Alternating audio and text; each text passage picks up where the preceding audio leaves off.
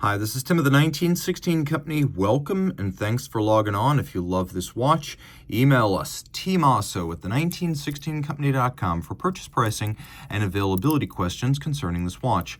I love cars and I love watches, and it seems that there are a lot of thematic crossovers and co-brandings in that space.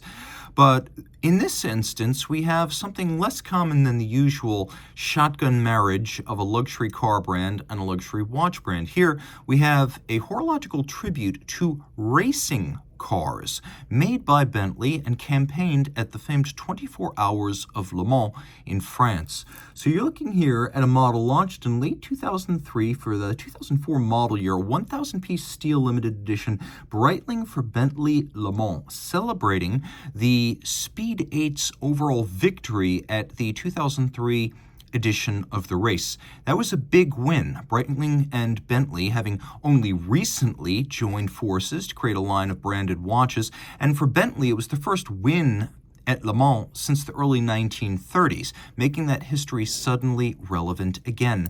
This watch may seem to be a function of the subject matter. Breitling and Bentley, created in the 2000s, of course it's huge, but this is actually built on the chassis of the well-known late 60s, early 70s big Navitimers. So this case size and shape is actually a long-running trope and tradition at Breitling.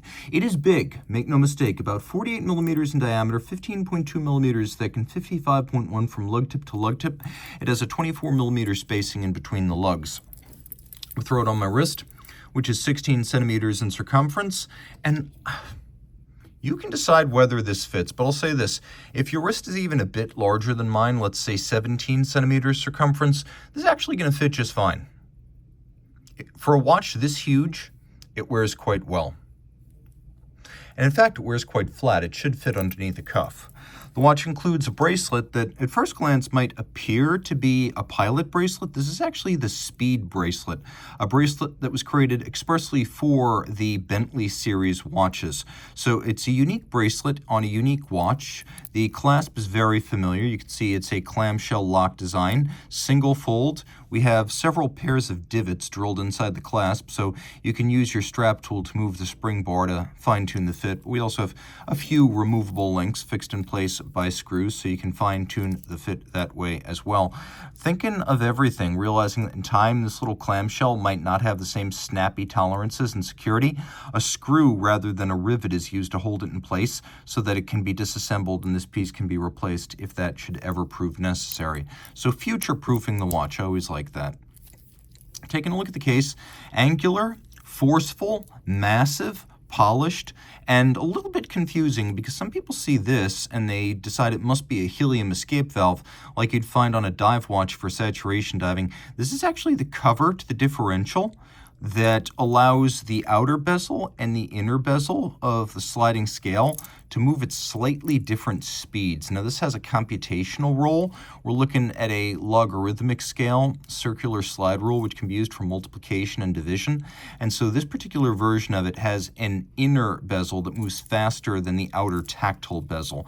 We do have a screw down crown here, so though this is a land sports inspired watch, it is 100 meters water resistant. Taking a look at the outer bezel right here, you can see it's got an engine turning evocative of what you would find on historic and contemporary Bentley cars.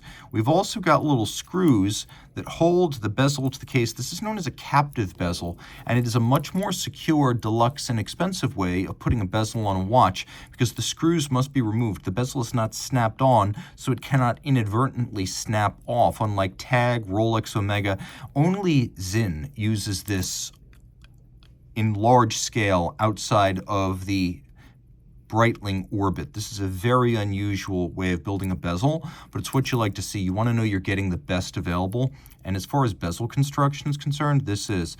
Now this doesn't have any detents or stops because it's not that kind of bezel. It's not a timing bezel. Instead, it's a calculator bezel, and unlike, say, a conventional Navitimer, I would say this one works in reverse, and I'll explain myself. But taking a quick look at what's present, we have minutes, we have a calibration, if you want to use the innermost scale, that's actually a tachymetric scale. You read the chronograph seconds hand against that tachymetric scale. So you see where it says 1,000 meters? That is for gauging the speed of, for example, a race car over a kilometer. Now look at the scale beyond that where it says minutes and hours. You can see it also says seconds. Here's how the thing works. So on a conventional slide rule, on a conventional Navitimer, if I were to put 9 over 2, that would be like creating a fraction, dividing 9 by 2, and then I would go to the index, which is this 1.0 on the inner scale, and I would read 4.5, but this works in reverse. So now, let's say I'm going to put 9 over 5 here. That's going to multiply 9 by 5. Normally on these Navitimer slide rule calculators, it works like a fraction with the number to be divided on the top here. It's the number to be multiplied against the number on the bottom. And now I go to the index. Actually, sure enough, you have to keep your decimals mentally handy, but 9 times 5 is 45, and there it is right there. So, the other thing is the way it works, it's in reverse. So let's go over, figure out what happens if 6 is divided by 2.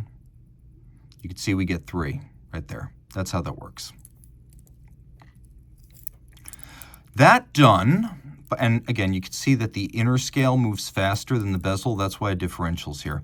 24-hour display. So this is a watch, much like the Navitimer Cosmonaut, that has an hour hand that makes 1 circuit of the dial per calendar day, because that is the duration of Le 24 du Mans, the most prestigious 24-hour race in the world, and really the proving ground for sports car endurance racers, both the men and the machines. We have little sub-registers with polished chapterings, chronograph minutes, chronograph hours, running seconds. You can see the dedication on the dial, Breitling for Bentley motors, and we'll do a loom shot.